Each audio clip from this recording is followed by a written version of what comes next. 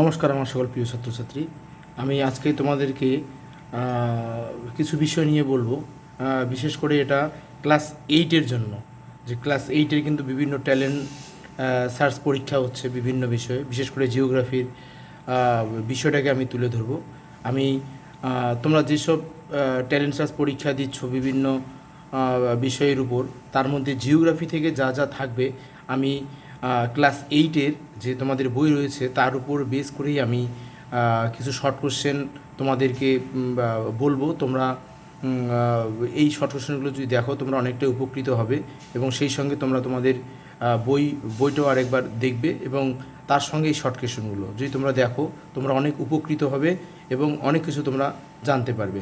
তো চলো আজকে আমরা ক্লাস এইটের যে বইটি রয়েছে তোমাদের তার উপরে বেস করে আমরা প্রথম থেকে একদম উত্তর আমেরিকার আগ পর্যন্ত যে বিভিন্ন প্রশ্নগুলো রয়েছে সেই বিষয়ে আমরা একটু আলোকপাত করি। আচ্ছা চলো দেখো, সবার প্রথমে একটি প্রশ্ন আছে যে পৃথিবীর কেন্দ্রের দূরত্ব বা পৃথিবীর ব্যাসার্ধ কত? পৃথিবীর কেন্দ্রের দূরত্ব বা পৃথিবীর ব্যাসার্ধ কত? ওকে, এইখানটায় দেখো দেওয়া আছে যে প্রথম প্রশ্নটা। তাহলে এইখানটা তোমরা দেখো, এখানটা দেখবে যে 6370 কিমি। তবে কোনো কোনো বইয়ে তোমরা 6371 কিমিও পাবে। আচ্ছা, তারপরে দেখো যে 33 কিমি গভীরতায় প্রায় 1 ডিগ্রি সেলসিয়াস করে তাপমাত্রা বৃদ্ধি পায়। এখানে একটা প্রশ্ন করতে পারে যে যে 1 ডিগ্রি সেলসিয়াস তাপমাত্রা বৃদ্ধি পায় কত কিমি গভীরতায়? 33 কিমি গভীরতায়। বা আসতে পারে যে 33 কিমি গভীরতায় কত তাপমাত্রা বৃদ্ধি পায়, যে 1 ডিগ্রি সেলসিয়াস। যেইভাবেই আসুক তোমরা কিন্তু অ্যান্সার করতে পারবে। আচ্ছা, তারপর দেখো যে আজ থেকে কত কোটি বছর আগে পৃথিবীর সৃষ্টি হয়েছিল? দেখো আজ থেকে পৃথিবী 460 কোটি বছর আগে। হ্যাঁ, আচ্ছা, বক্রেশ্বর একটি উষ্ণ প্রস্রবণ। এনে দেখো একটা প্রস্রবণ, এটা বক্রেশ্বরের কি একটা উষ্ণ প্রস্রবণ। এরপরে দেখো পৃথিবীর অভ্যন্তরভাগ থেকে তোমরা অনেকগুলো প্রশ্ন পাবে। এবার এখানটা দেখো পৃথিবীর অভ্যন্তরভাগ, যে পৃথিবীর অভ্যন্তরভাগে অনেকগুলো স্তর রয়েছে। এর মধ্যে দেখো শিয়াল ও সীমা স্তরকে আলাদা করেছে কনরাড বিযুক্তি রেখা। শিয়াল আর সীমা, ওখানে একটা চিত্র আছে, চিত্রটা যদি ভালো করে তোমরা লক্ষ্য করো তাহলে তোমরা অনেকগুলো প্রশ্ন কিন্তু এখানটায় তোমরা পেয়ে যাবে। আচ্ছা সরি, নেক্সট, শিলামণ্ডল ও গুরুমণ্ডলকে আলাদা করেছে কোন বিযুক্তি রেখা? দেখো শিলামণ্ডল আর গুরুমণ্ডলকে আলাদা করেছে মোহ বিযুক্তি রেখা। ওকে, তাহলে এইখানটায় অনেকগুলো প্রশ্ন কিন্তু তোমরা জেনে গেলে। আচ্ছা, নেক্সট দেখো গুরুমণ্ডল ও কেন্দ্রমণ্ডল আলাদা, মানে গুরুমণ্ডল কেন্দ্রমণ্ডলকে আলাদা করেছে কে? দেখো গুটেনবার্গ বিযুক্তি রেখা। ওকে, তারপর দেখো ক্রোপেসীমা ও নিপেসীমা স্তরকে আলাদা করেছে কে? রেপিত্তি বিযুক্তি রেখা। ওই একটা ভূঅভ্যন্তরভাগে যে চিত্র রয়েছে তার মধ্যে তোমরা সবগুলো পাবে। আমি চিত্রটা এখানে দেখাইনি, দেখবে তোমরা এরকম একটা চিত্র আছে, এরকম ভিড় মতো একটা চিত্র আছে। তারপর দেখবে এখানে বিভিন্ন এই স্তরগুলো এইভাবে আছে। এই যে স্তরগুলো আছে দেখবে এইখানটায় শিলামণ্ডল, গুরুমণ্ডল, কেন্দ্রমণ্ডল, এই যে ভাগটা যে আছে তোমরা এটা কিন্তু একটু ভালো করে দেখবে, তাহলে দেখবে তোমরা অনেকগুলো শর্ট কোশ্চেন তোমরা পেয়ে যাবে। ওকে, এই চিত্রটা কিন্তু তোমরা দেখবে। আচ্ছা, এইখানটা দেখো নেক্সট কী প্রশ্ন আছে যে বহিকেন্দ্রমণ্ডল ও অন্তঃকেন্দ্রমণ্ডলকে আলাদা করেছে কি? দেখো লেহমের বিযুক্তি রেখা। ওকে, তাহলে এইবার দেখো, এবার অভ্যন্তরভাগটা চলে গেল। এইবার এইখানটা তোমরা পাবে যে কতগুলো মতবাদ। দেখো মহিসঞ্চরণ মতবাদের প্রবক্তাকে, মহিসঞ্চরণ মতবাদ যেটাকে বলা হয় কন্টিনেন্টাল ড্রিফট থিওরি ইংলিশে, এই মহিসঞ্চরণ মতবাদের প্রবক্তা হলো আলফ্রেড ওয়েগনার। ওকে, এই 5 সংস্থান তত্ত্ব যেটাকে আমরা বলি প্লেট টেকটনিক থিওরি, এই 5 সংস্থান তত্ত্বের প্রবক্তাকে পিচো। এখানে তোমাদের একটা প্রশ্ন বলে রাখি, যদি বলে যে ভূ অভ্যন্তরভাগে যে পাতগুলো রয়েছে সেই পাতগুলো কিসের উপর ভেসে আছে, তোমরা বলবে যে অ্যাস্থেনোস্ফিয়ারের উপর ভেসে আছে। কী প্রশ্ন?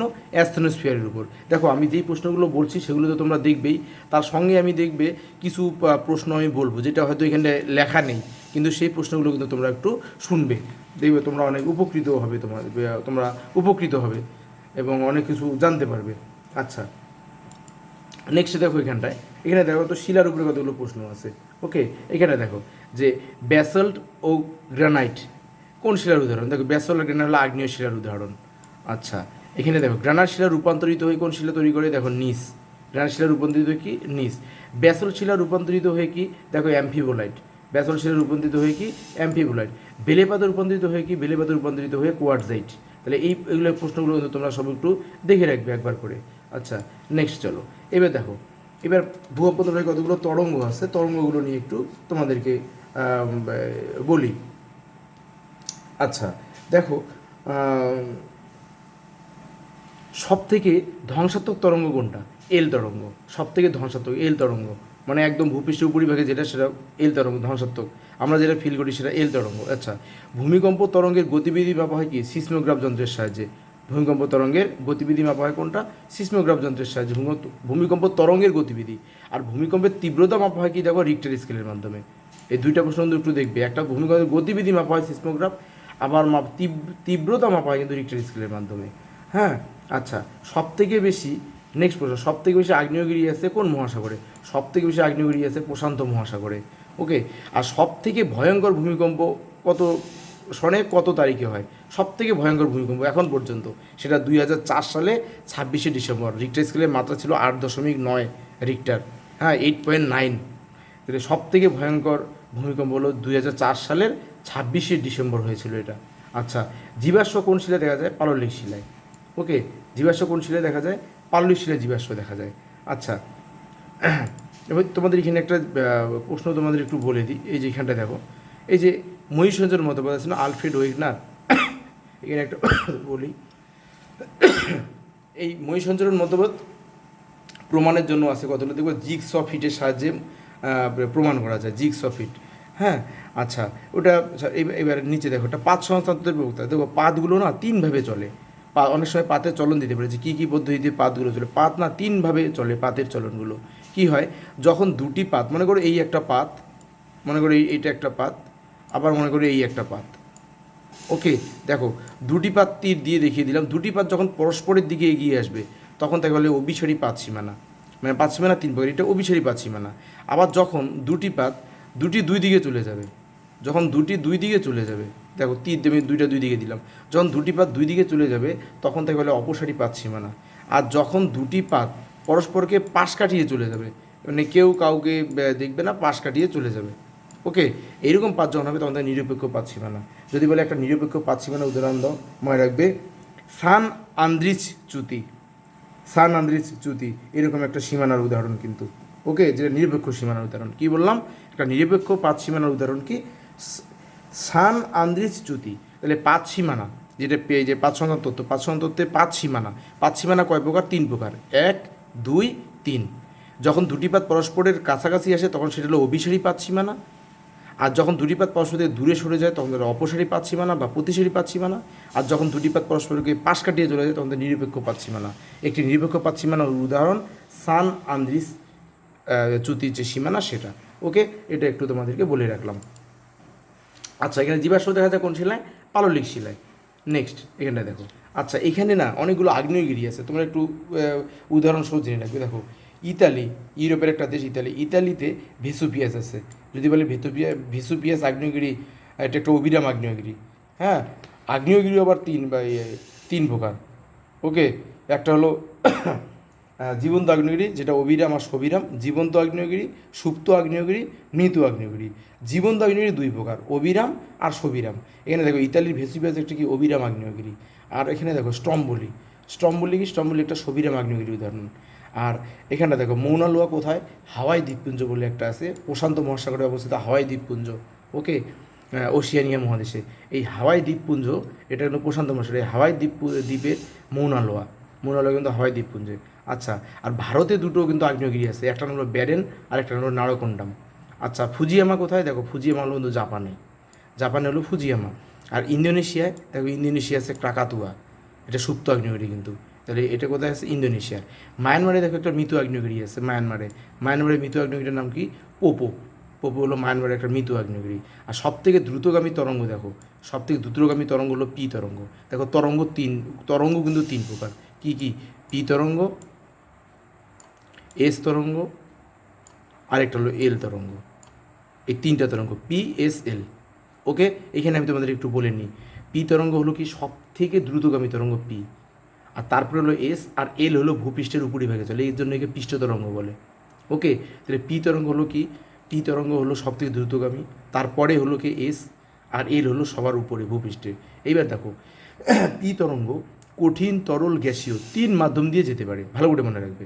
পি তরঙ্গ কঠিন, তরল, গ্যাসীয় সব মাধ্যম দিয়ে পি তরঙ্গ যেতে পারে। এস এস তরলের মধ্যে দিয়ে যেতে পারে না, শুধু কঠিন মাধ্যম দিয়ে এস তরঙ্গ যায়। আর এল ভূপৃষ্ঠের উপরিভাগে, এই হলো সব থেকে ধ্বংসাত্মক। ওকে, আর এই যে প্লেট শব্দটি প্রথম কে ব্যবহার করে, নেক্সট দেখো এখানে প্লেট শব্দটি প্রথম কে ব্যবহার করেন, প্লেট শব্দটি প্রথম ব্যবহার করেন না উইলসন। ওকে, এখানে অনেকগুলো প্রশ্ন কিন্তু তুলে তোমরা জেনে গেলে। আচ্ছা, নেক্সট প্রশ্ন এখানে দেখো, দেখো এখানে কী আছে, চুনাপাথর, হ্যাঁ এটা থ হবে, চুনাপাথর রূপান্তরিত হয়ে কি তৈরি হয়, দেখো মার্বেল। চুনাপাথর রূপান্তরিত হয়ে কি তৈরি করে, মার্বেল। আচ্ছা, পিট কয়লা রূপান্তরিত হয়ে কী তৈরি করে, দেখো গ্রাফাইট। এই গ্রাফাইট দিয়ে কিন্তু পেন্সিলের রিফিল ছিল তৈরি হয় গ্রাফাইট, পিট কয়লা থেকে তৈরি হয় গ্রাফাইট। সেল রূপান্তরিত হয়ে কি, স্লেট। তোমরা এগুলো সব কিন্তু জেনে রাখবে, দরকার হয় তোমরা খাতায় নোট করে রাখবে। সেল রূপান্তরিত হয়ে কি, স্লেট। আচ্ছা, এইবার দেখো আয়ন বায়ুর অপর নাম কি, বাণিজ্যিক বায়ু। আয়ন বায়ুর অপর নাম কি, বাণিজ্যিক বায়ু। ওকে, দেখো আয়ন বায়ু কার, নিয়ত বায়ু। নিয়ত বায়ু তিন প্রকার, আয়ন বায়ু, পশ্চিমা বায়ু, মেরু বায়ু। তাহলে আয়ন বায়ু, নিয়ত বায়ু, নিয়ত বায়ু কয় প্রকার, তিন প্রকার। কী কী, আয়ন বায়ু, পশ্চিমা বায়ু, মেরু বায়ু। এখানে দেখো একটা আয়ন বায়ু আছে। আয়ন বায়ুর অপর নাম কি, বাণিজ্যিক বায়ু। আর এই দেখো 40 ডিগ্রি দক্ষিণ অক্ষাংশ কী বলা হয়, গর্জনশীল 40 40 ডিগ্রি দক্ষিণ অক্ষাংশকে কী বলা হয়, গর্জনশীল 40। যদি বলে দেখো 40 ডিগ্রি দিল, যদি বলে 50 ডিগ্রি দক্ষিণ অক্ষাংশে কী বলে, তোমরা বলো ক্রোধমধ্য 50, ক্রোধমধ্য 50। আর যদি বলা হয় 60 ডিগ্রি দক্ষিণ অক্ষাংশে কী বলা হয়, তোমরা বলবে যে তীক্ষ্ণ চিৎকারকারী 60। তাহলে দেখো এখানে তিনটে আছে, একটা 40 ডিগ্রি, 50 ডিগ্রি, 60 ডিগ্রি। 40 ডিগ্রি বলা হয় কি, গর্জনশীল 40। 50 ডিগ্রি কী হয়, ক্রোধমধ্য 50। আর 60 ডিগ্রিকে বলা হয় তীক্ষ্ণ চিৎকারকারী 60। যা আসে আসুক তোমরা লিখতে পারবে। এইবার দেখো এই যে একটা পর্বত আছে, নাম হলো রকি পর্বত। রকি পার্বত্য অঞ্চলে উষ্ণ স্থানীয় বায়ু দেখা যায়, তার নাম হলো চিনুক। আড্রিয়াটিক সাগরে দেখা যায়। তাহলে দেখো রকি পর্বত, বললে রকি পর্বতটা কোথায় অবস্থিত, বলে উত্তর আমেরিকায়। উত্তর আমেরিকায় রকি পর্বত। এই রকি পার্বত্য অঞ্চলে যে উষ্ণ স্থানীয় বায়ু দেখা তার নাম চিনুক। যদি বলে চিনুক শব্দের অর্থ কী, যে চিনুক শব্দের অর্থ হলো তুষার ভক্ষক। মনে থাকবে, মানে রেড ইন্ডিয়ান বলে একটা জাতি আছে, তারা চিনুক শব্দটি সব ব্যবহার করে, সেখান থেকেই আসা চিনুক শব্দটি। চিনুক শব্দের অর্থ হলো তুষার ভক্ষক, মানে যখন চিনুক একটা উষ্ণ বায়ু, যখন চিনুক আসে তখন না বরফ গলে যায়, তাই চিনুককে বলা হয় তুষার ভক্ষক। আচ্ছা, এরপরে দেখো শীতল বায়ু। শীতল বায়ুকে বোরা, বোরা কিন্তু একটা শীতল বায়ু। এইবার দেখো পৃথিবীর সবথেকে বড় মরুভূমি, তার নাম হলো সাহারা মরুভূমি। এই সাহারা মরুভূমিতে একটা উষ্ণ বায়ু দেখা যায়, উষ্ণ এবং শুষ্ক বায়ু, তার নাম হলো সিরক্ষ। কী নাম, সিরক্ষ। আর ভারতে যেটা দেখা যায়, ভারতেরটা হলো কি, সাইক্লোন। যদি বলে কোন মহাসাগরে দেখা যায় সাইক্লোন, বঙ্গোপসাগরে এবং আরব সাগরে। স্পেশালি বঙ্গোপসাগরে সবথেকে বেশি, আরব সাগরে হয় বঙ্গোপসাগরে। ভারতে ভারতে যদি বলে ভারতে ঘূর্ণবাদকে কী বলা হয়, সাইক্লোন বলা হয়। ওকে, আচ্ছা নেক্সট। এইবার দেখো আয়লা ঝড় কবে সংঘটিত হয়, দেখো 2009 সালে। আয়লা কিন্তু একটা ঘূর্ণবাদ। ওকে, একটা কিন্তু ঘূর্ণবাদ, একটা ঝড়। আয়লা আসার ফলে কিন্তু মানে ভারতে প্রচুর মানুষ মারা গিয়েছিল, বিশেষ করে উড়িষ্যা, পশ্চিমবঙ্গ, অন্ধ্রপ্রদেশ, এই সমস্ত ভীষণ ক্ষয়ক্ষতি হয়েছিল আয়লা 2009 সালে। আচ্ছা, এই আয়লায় কিন্তু এগুলো একটা এক ধরনের ঘূর্ণবাদ, বঙ্গোপসাগরে তৈরি হয় আয়লা। এরপরে দেখো বার্মাটিক নামে পরিচিত কোন গাছ, সেগুন গাছ। সেগুন গাছকে কী বলা হয়, বার্মাটিক। এটাকে অ্যাকচুয়ালি ব্রহ্মদেশে দেখা যায়। ব্রহ্মদেশ মানে কোনটা, মায়ানমার। মায়ানমারের আগের নাম ছিল ব্রহ্মদেশ। এই মায়ানমারের যে সেগুন গাছ দেখা যায় তাহলে বার্মাটিক বলে। আচ্ছা, এরপরে দেখো সার্ক। সার্ক গঠিত হয় কত সালে, 1985 সালে সার্ক গঠিত হয়। ওকে, কত সালে, 1985 সালে সার্ক গঠিত হয়। ফুল ফর্ম কি, south Asian association for regional cooperation. এটা হলো সার্ক। কত সালে গঠিত, 1985 সালে। যদি বলে সার্কের সদর দপ্তর কোথায়, বলবা যে নেপালের রাজধানী কাঠমান্ডুতে। সার্কের সদর দপ্তর নেপালের রাজধানী কাঠমান্ডুতে। এই প্রশ্নগুলো তো জেনে রাখবে তোমরা। এরপরে দেখো গ্রিনল্যান্ড, কানাডা, আলাস্কা। দেখো গ্রিনল্যান্ড, কানাডা, আলাস্কায় দেখা যায় কী কী, দেখো এখানে কতগুলো জাতি দেখা যায়, এস্কিমো, রেড ইন্ডিয়ান, এদেরকে দেখা যায়। যদি বলে গ্রিনল্যান্ড, কানাডা, আলাস্কায় কোন জনজাতি দেখা যায়, তোমরা বলবে যে এস্কিমো, রেড ইন্ডিয়ান, এদের দেখা যায়। আচ্ছা, এরপরে দেখো ইউরেশিয়া ও সাইবেরিয়ায় দেখা যায় কি, দেখো এটাও গ্রিনল্যান্ড হয়ে গেল। ইউরেশিয়া ও সাইবেরিয়ায় দেখা যায় কি, স্যামুয়েত আর ইয়াকুত। নামগুলো মনে রাখবে, স্যামুয়েত আর ইয়াকুত দেখা যায় কোথায়, ইউরেশিয়া, আর কোথায়, সাইবেরিয়া। ইউরেশিয়া কোনটা, ইউরোপ আর এশিয়াকে বলা হয় ইউরেশিয়া। আর সাইবেরিয়া কোনটা, রাশিয়ার একটা বড় অংশ সাইবেরিয়া। এই সাইবেরিয়াতে প্রচুর পরিমাণে সরলবর্গীয় বনভূমি আছে, যেমন পাইন, ফার, স্পুস, বার্স, এই সমস্ত গাছ আছে। আচ্ছা, এইবার দেখো বরফের ঘরগুলো ইগলু, এই যে এস্কিমো আছে না, এই যে এস্কিমো, এই এস্কিমোরা বরফের কতগুলো ঘর আছে ওর মধ্যে ওরা বসবাস করে, বরফের ঘরগুলোকে বলা হয় ইগলু। আর ওরা শিল মাছের চামড়া দিয়ে তৈরি করে একটা শিল মাছের চামড়া দিয়ে তৈরি করে তারা একটা সুন্দর চালনার মতো, সেটাকে বলে টিউপিক। একদম টিউপিক বলে তারা একটা শিল মাছের চামড়া দিয়ে তৈরি করে, টিউপিক। ওকে, এরপরে দেখো ভূপাল গ্যাস দুর্ঘটনা কত সালে হয়? 1984 সালে। এটা ভালো একটা প্রশ্ন কিন্তু। ভূপাল গ্যাস দুর্ঘটনা কোথায়? মধ্যপ্রদেশের ভূপালে। মধ্যপ্রদেশের রাজধানী কিন্তু ভূপাল। ভূপালে একটা গ্যাস দুর্ঘটনা হয়েছিল কত সালে? 1984 সালে। আর এখান থেকে কী গ্যাস বেরিয়েছিল দেখো? মিগ গ্যাস, মানে মিথাইল আইসোসায়ানেট। কী গ্যাস বেরিয়েছিল? MiG gas, methyl isocyanate. এই ধরো চিপকো আন্দোলন হয় কত সালে? 1973 সালে। কত? উত্তরাখণ্ডে হয়েছিল। কী আন্দোলন? চিপকো আন্দোলন, মানে গাছকে জড়িয়ে ধরেছিল যে কাটতে দিবে না, এরকম একটা আন্দোলন হয়েছিল উত্তরাখণ্ডে 1973 সালে, সেটাকে বলা হয় চিপকো আন্দোলন। নেক্সট দেখো, এবার এখানে না কতগুলো মেঘ আছে, দেখো কী কী মেঘ। হ্যাঁ, এখানে কতগুলো মেঘ আছে দেখো। বেশি উচ্চতায় যে সুন্দর মেঘ দেখা যায় তার মধ্যে সিরাজ, শিরো স্ট্যাটাস আর শিরো কিউমুলাস, এটা বেশি উচ্চতায়। মাঝারি উচ্চতায় কোন মেঘ দেখা যায়? দেখো মাঝারি উচ্চতায় দেখা যায় অল্টো স্ট্যাটাস, অল্টো কিউমুলাস, এটা মাঝারি উচ্চতায়। আর যদি নিম্ন উচ্চতার কটা মেঘের নাম বলো তাহলে স্ট্যাটো কিউমুলাস, স্ট্যাটাস, নিম্বু স্ট্যাটাস। ওকে, যদি বলে উলম্ব কটা মেঘের নাম বলো তাহলে তোমরা বলে কিউমুলাস, কিউমুলোনিম্বাস। বই দেখে চিত্র দেখে দেখে এগুলো মনে রাখবে। এবার দেখো মেঘালয় রাজ্যের এখানটা দেখো, মেঘালয় রাজ্যের শিলং একটি বৃষ্টিচ্ছায় অঞ্চল। মেঘালয় রাজ্যের একটি বৃষ্টিচ্ছায় অঞ্চলের নাম হলো শিলং। এই অ্যাকচুয়ালি শিলং মেঘালয়ের রাজধানী। আয়লা ঘূর্ণপাত কত সালে হয়? দেখো 2009 সালে। কিছুক্ষণ আগে আমি আলোচনা করেছিলাম। ফাইলিন বলে আরেকটা ঘূর্ণপাত আছে, এই ফাইলিন ঘূর্ণপাত হয় কত সালে? 2013 সালে হয় ফাইলিন। ফাইলিন ঘূর্ণপাত হয় 2013 সালে। নেক্সট দেখো, এইবার আবার দেখো বঙ্গোপসাগরে যেই ঘূর্ণপাত, বঙ্গোপসাগরে দেখা যায় কি? সাইক্লোন। দেখো কোন জায়গায় কী বলে ঘূর্ণপাতগুলোকে? দেখো বঙ্গোপসাগরে বলা হয় সাইক্লোন, ক্যারিবিয়ান সাগরে বলা হয় হ্যারিকেন, পূর্ব চীন সাগরে বলা হয় টাইফুন, অস্ট্রেলিয়ায় বলা হয় উইলি, আমেরিকা যুক্তরাষ্ট্রে বলে টর্নেডো। সবথেকে যদি বলে সবথেকে বিধ্বংসী ঝড়ের নাম কি, তাহলে তোমরা বলবে যে টর্নেডো হলো পৃথিবীর বিধ্বংসী ঘূর্ণিঝড়। এর গতিবেগ ঘন্টায় 500 কিমি পর্যন্ত হয়। যদি বলে আমেরিকা যুক্তরাষ্ট্রের কোথায় দেখা যায়, বলো আমেরিকা যুক্তরাষ্ট্রের মিসিসিপি ও মিসৌরি নদীর মধ্যে, সেখানেই তার কাছেই কিন্তু এই টর্নেডো উৎপত্তি হয়। টর্নেডো সেখানে আমেরিকা যুক্তরাষ্ট্রে সবথেকে এই বিধ্বংসী ঝড় টর্নেডো, সেটা গোটা ভারত পৃথিবীর। আচ্ছা, বৃষ্টিপাত পরিমাপক যন্ত্রের নাম কি? রেনগজ। বৃষ্টিপাত পরিমাপক যন্ত্রের নাম কি? রেনগজ। নিরক্ষীয় অরণ্যের অপর নাম কি? যে সেলভা অরণ্য। কী বলল? সেলভা অরণ্য। সেলভা হলো সবথেকে গভীরতম অরণ্য। ওকে, একে পৃথিবীর ফুসফুসও বলা হয়, প্রচুর পরিমাণে অক্সিজেন উৎপন্ন হয়, তাই এটা পৃথিবীর ফুসফুসও বলে সেলভা অরণ্যকে। এইবার সেলভা অরণ্যে কতগুলো গাছ আছে? মেহগিনি, রবার, পাম, ব্রাজিল নাট, বাঁশ গাছ, কোকো, সেগুন, আবলুস রবার। এখানে প্রচুর বিষাক্ত প্রাণীও, যেরকম অ্যানাগোন্ডা, আরও অন্যান্য বিষাক্ত পোকামাকড়, সাপ, হ্যাঁ, এখানটা সব কিন্তু এই নিরক্ষীয় অরণ্যে কিন্তু দেখা যায়, মানে সেলভা অরণ্যে। সেলভা অরণ্যের তলদেশ একদম স্যাঁতস্যাঁতে, এখানটায় গাছগুলো সবে একসঙ্গে যুক্ত হয়ে একদম বড় চাদোয়ার মতো তৈরি করে, সূর্যের আলো ভিতরে প্রবেশই করতে পারে না, এইরকম পরিবেশ কিন্তু সেটা হলো নিরক্ষীয় বৃষ্টি অরণ্য। ওকে, নেক্সট দেখো ভূমধ্যসাগরীয় জলবায়ু অঞ্চলকে কী বলা হয়? শীতকালীন বৃষ্টিপাতের দেশ বলা হয় ভূমধ্যসাগরীয় জলবায়ু অঞ্চলকে। ভূমধ্যসাগরীয় জলবায়ু অঞ্চলকে কী বলা হয়? শীতকালীন বৃষ্টিপাতের দেশ। মানে পৃথিবীর একমাত্র ভূমধ্যসাগরীয় জলবায়ু অঞ্চলেই শীতকালে বৃষ্টিপাত হয়। যদি বলে শীতকালে বৃষ্টিপাত কথা হয় যে ভূমধ্যসাগরীয় জলবায়ু অঞ্চলে। আর ভূমধ্যসাগরীয় জলবায়ু অঞ্চলে প্রচুর ফল উৎপাদন হয়, প্রচুর আঙ্গুর, জলপাই প্রচুর উৎপন্ন হয়। এর জন্য ভূমধ্যসাগরীয় জলবায়ু অঞ্চলকে বলা হয় ফলের ঝুড়ি, এত ফল উৎপন্ন হয়।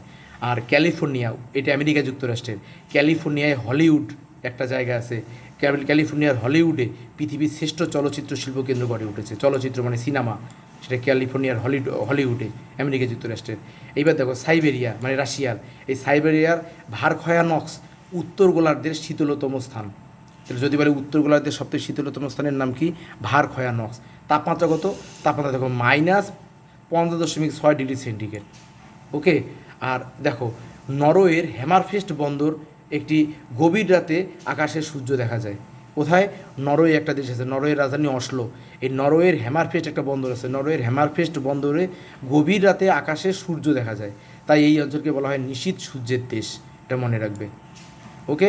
আর দেখো পৃথিবীর বিখ্যাত জলপ্রপাত নাম কি? নায়াগ্রা জলপ্রপাত। পৃথিবীর বিখ্যাত জলপ্রপাত কী নাম? নায়াগ্রা জলপ্রপাত। ওকে, সেন্ট লরেন্স নদীর মধ্যে অবস্থিত। এবার দেখো পৃথিবীর বৃহত্তম সুপেয় জলের হ্রদ, দেখো সুপিরিয়র।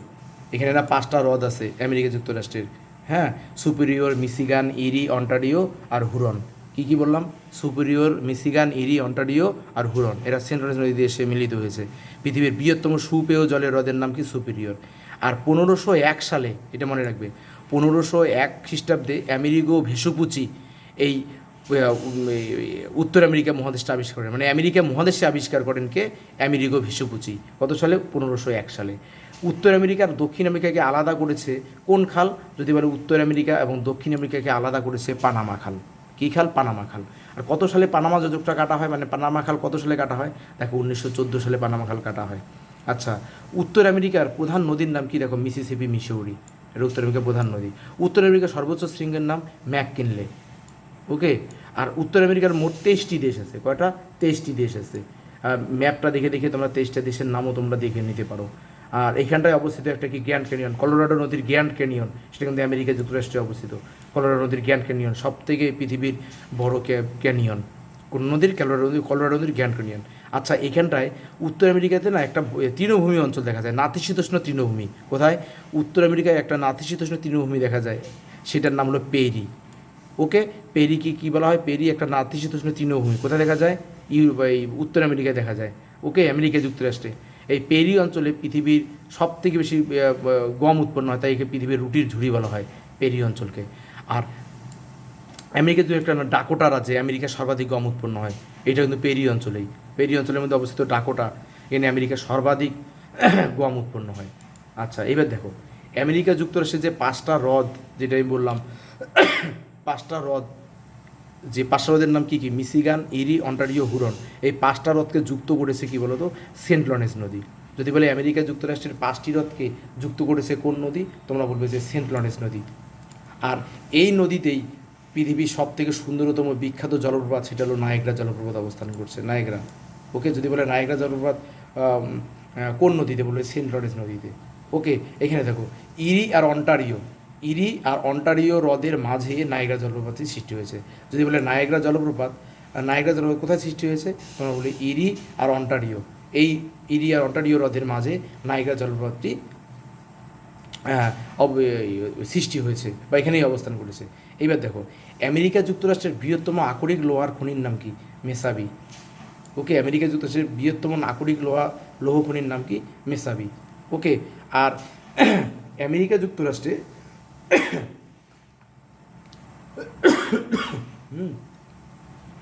আমেরিকা যুক্তরাষ্ট্রের একটা শহরের নাম হলো ডেট্রয়েট। এই ডেট্রয়েটকে বলা হয় মোটর গাড়ি নির্মাণ কেন্দ্র। ঠিক একই রকমভাবে ভারতের যে চেন্নাই আছে, চেন্নাইকে কিন্তু ভারতের ডেট্রয়েট বলা হয়।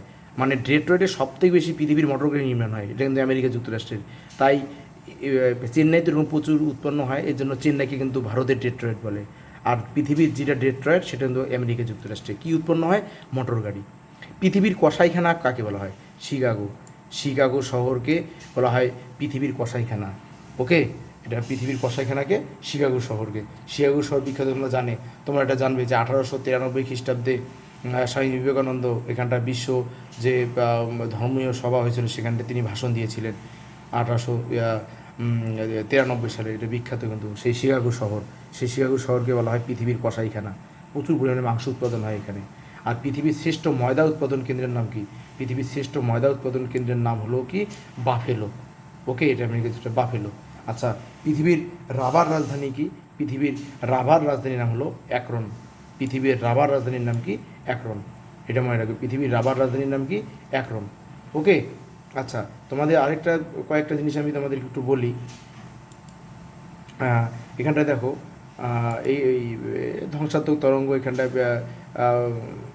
এই জায়গায় দেখো, এই যেখানে দেখো অনেকগুলো আমরা পেয়েছি, যে ইতালি ভেসোপিয়াস, স্টম্বোলি, মৌনালোয়া।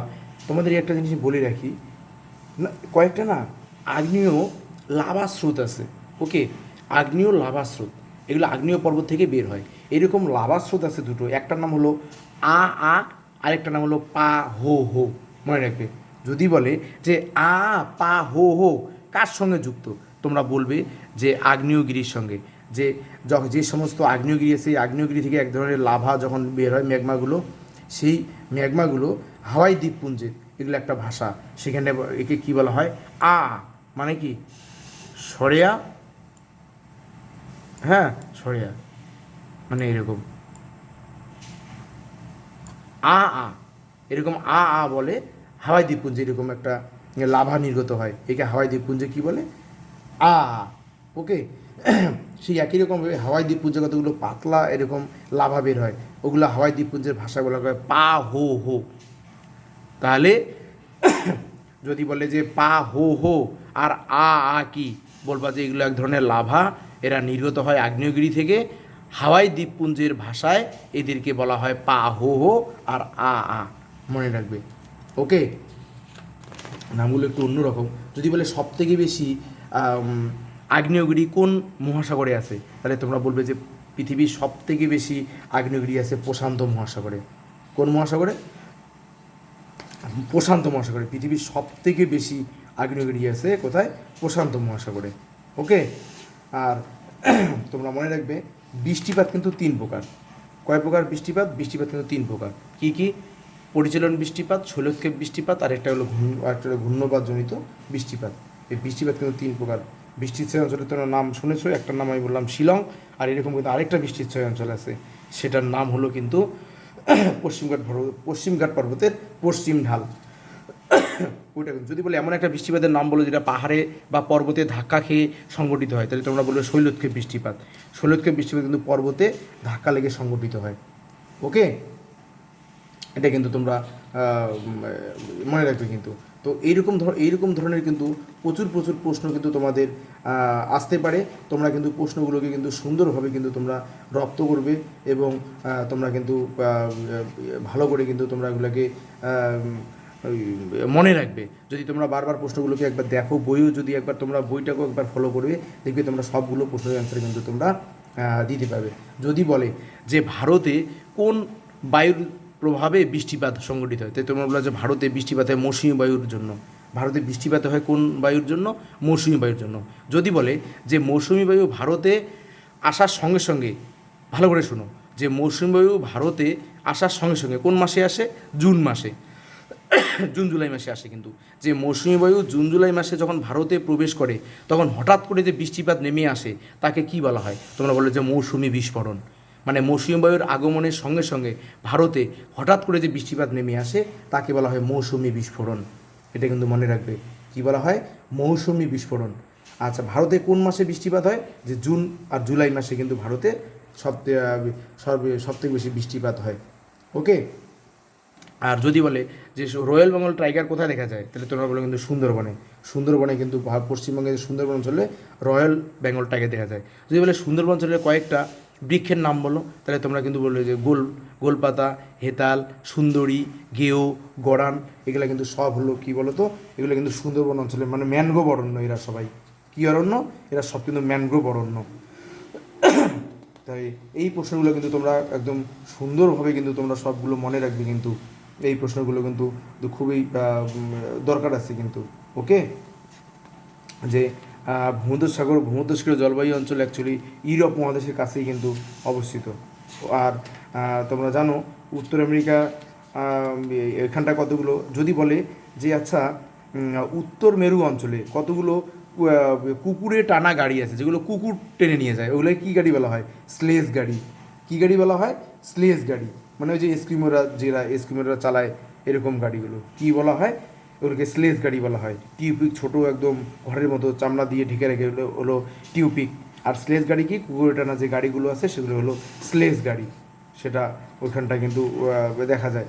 মানে কোথায়? কানাডা, তারপরে আলাস্কা, আমেরিকা যুক্তরাষ্ট্রের উপরের অংশটা, ঠান্ডা অঞ্চলে মোট কথা। ওকে, সেখানটায়। আর মনে রাখবে আরেকটা প্রশ্ন তোমাদের, ভোপালের যেরকম গ্যাস দুর্ঘটনা হয়েছিল, ঠিক একই রকমভাবে ইউক্রেনের চেরনোবিল, কোথায়? ইউক্রেন বলে একটা দেশ আছে, সেই ইউক্রেনের চেরনোবিল বলে একটা জায়গা আছে, সেই চেরনোবিলও কিন্তু এরকম বিস্ফোরণ হয়েছিল, পরমাণু দুর্ঘটনা ঘটেছিল। আর জাপানের ফুকুশিমাতেও হয়েছিল কিন্তু 2011 সালে। আর ইউক্রেনের চার্নোবিল হয়েছিল 1986 সালে, আর জাপানের ফুকুশিমাতে হয়েছিল 2011 সালে। ওকে, তাহলে এই যে প্রশ্নগুলো আমি তোমাদেরকে পরের দিকে যেগুলো আলোচনা করলাম, এই প্রশ্নগুলো কিন্তু তোমরা একটু ভালো করে মনে রাখবে। যদি বলে যে এবার প্রতিবেশী দেশ থেকে কতগুলো প্রশ্নগুলো, যে ভারতের সব থেকে ছোটো প্রতিবেশী দেশ কোনটা, তাহলে ভারতের সব থেকে ছোটো প্রতিবেশী দেশ, তাহলে তোমরা বলবে যে ভুটান আছে সব এইদিকে ছোট। ওকে, তাহলে এরকম করে কিন্তু তোমরা আলোচনা করে, মালদ্বীপ আছে ছোট। ওকে, তো এরকম কিন্তু প্রচুর প্রশ্ন কিন্তু তোমরা পাবে, যেগুলো কিন্তু তোমরা দেখে রাখবে। এর আগে আমি তোমাদেরকে একটা চ্যাপ্টার দেখবে, আমি ওই ভারতের যে প্রতিবেশী দেশগুলো রয়েছে, যেরকম কে কে আছে, নেপাল, ভুটান, চীন, বাংলাদেশ, পাকিস্তান, এই যে দেশগুলো আছে, এই সমস্ত দেশের উপরে আমি কিন্তু একটা ক্লাস আমি করেছি, ভিডিও আছে, দেখবে সেখানটায় তোমরা পাবে যে ভুটানের সর্বোচ্চ শৃঙ্গের নাম কুলাকাংরি, ভুটানের প্রধান নদীর নাম মানস, ভুটানের রাজধানী থিম্পু। একই রকমভাবে বাংলাদেশের সর্বোচ্চ শৃঙ্গের নাম কি ক্রিওকাটাং, বাংলাদেশের প্রধান নদীর নাম কি মেঘনা, বাংলাদেশের রাজধানীর নাম কি ঢাকা।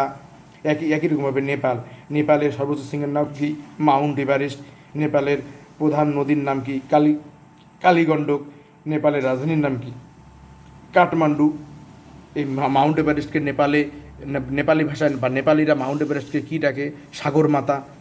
এই যে এইরকম ধরনের যে প্রশ্নগুলো আছে, সেই প্রশ্নগুলো তোমাদের লাগবে। যে বজ্রপাতের দেশ কাকে বলা হয়, ভুটানকে বলা হয় বজ্রপাতের দেশ। একই রকমভাবে আসতে পারে যে মায়ানমারের সর্বোচ্চ শৃঙ্গের নাম কি কাকাবোরাজি, মায়ানমারের প্রধান নদীর নাম কি ইরাবতী, মায়ানমারের রাজধানীর নাম কি নেপাইদাউ। ওকে, এরকম। তারপরে আসছে মনে হয় শ্রীলঙ্কার প্রধান সর্বোচ্চ শৃঙ্গের নাম কি যে পেড্রো তালাগালা, যে প্রধান নদীর নাম কি মহাবলী গঙ্গা। আচ্ছা, শ্রীলঙ্কার রাজধানীর নাম কি শ্রী জয়বর্ধনে পুরাকোট্টে।